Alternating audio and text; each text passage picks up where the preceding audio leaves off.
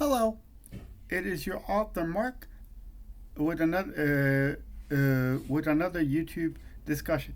Today's YouTube discussion will be called "The American People," and what I do want to talk about today is the the American people and their fascination with socialism. Now, because I've been watching the Fox Business Network this morning, and because I watch it a little bit delayed. Amen. And what I saw over there that on campuses like Columbia, like Harvard, like any of those uh, in any of those institutions of higher learning, like even MIT, the young people would like. I don't know why, but they're in love with socialism. Look, to be honest with you, I have grown up in a socialist country. I grew up under socialism. I grew up under communism, and let me tell you, communism and socialism do not have anything to offer to the people because guess what? You don't have, under socialism and communism, you don't have freedom of speech. You do not have a freedom of assembly. You do not have a right to vote. Even if you do, then you vote doesn't count anyway. Number two, a lot of people, a lot of young people want, they want their college and university paid for. They want their medical care to be free, and all this other stuff. But understand this: although yes, we will have to pay for our education in America, we have to pay for our health care, we have to pay for everything else. But even if we do get this free stuff, a lot of free stuff, then the quality of let me tell you, yeah, and under socialism, your education's free, your healthcare is free, and all that. That's great. But what you don't understand is that the quality of the education and the quality of the so-called healthcare system, it is not good. Now, let me give you an example what I'm talking about. I still keep in touch with my aunt from Poland in time from time to time, and from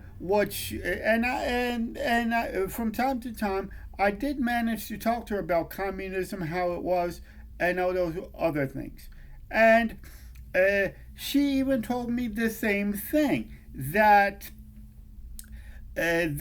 even, like, for example, if you needed heart surgery or if you needed surgery, you were put on a waiting list, and then if you made it that far, then you got your surgery. But if your medical condition got worse, then it was just too bad. Now, the other thing, although yes, such countries in Europe like Poland, Czechoslovakia got rid of communism. Okay, that's fine. What they've got, what they were still left with is they have two healthcare systems in Europe now. They have one socialistic, which it is free, and they have a private healthcare system which you have to pay for. For example, my aunt recently needed a cataracts surgery. Okay, and they told her that she will have to wait under the socialist system. She would have to wait 3 years for a cataract surgery. So what she did do was she scraped together some money, and and did her cataract surgery in a private what do you call medical system.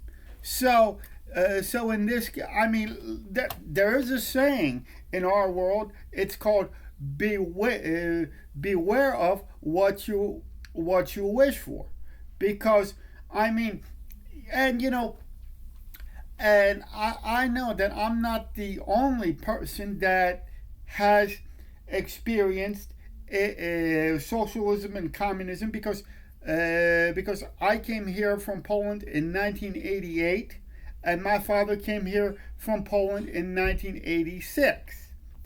So me and my dad kind of know what socialism and communism is, but what uh, what what I'm trying to say, and now this might sound harsh, but in my opinion, until the young people truly experience socialism and communism, like for example, until I feel like this, until the American people themselves experience long bread lines, long waits at the doctor, uh, until the American people, the young people themselves, experience the harshness of socialism and communism, then I think if they experienced it, in my opinion, then it would have really changed their mind. But and I mean to see see what I'm starting to see here in America, and I'm talking about these people. I'm talking about these people who were born in the silver spoon in their mind, in their mouth, so to speak, where their parents sacrificed to actually send them to such universities like Harvard, like what do you call it?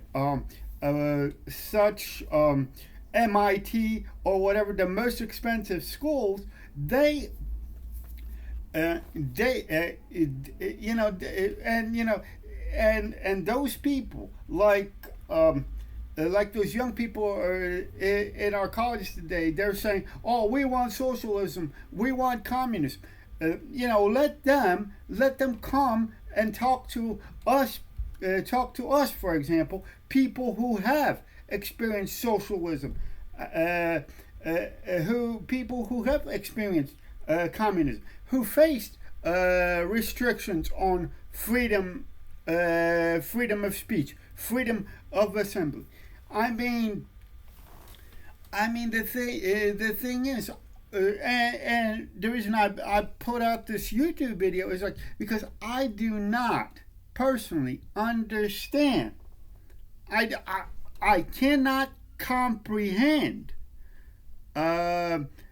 why do young people in our colleges and universities, universities themselves today, they love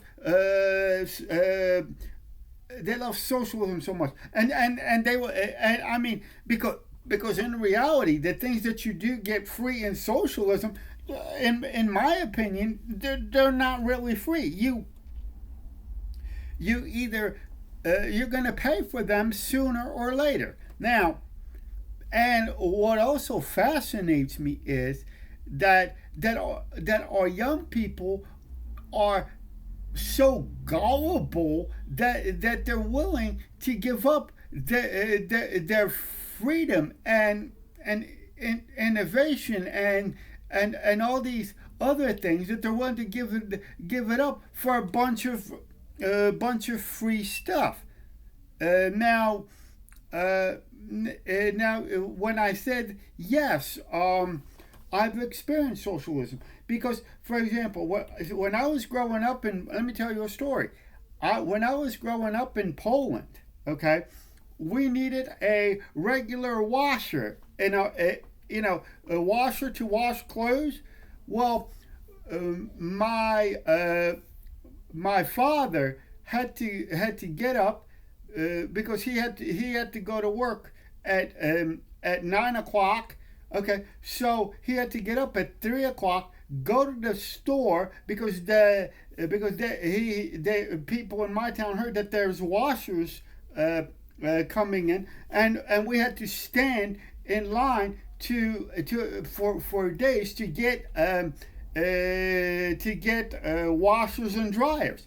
Now, if you people in America would like long lines in the grocery store, long lines at the what do you call to get the stuff that you need, then by all means support social. But those of you who love freedom of speech, freedom of expression, freedom of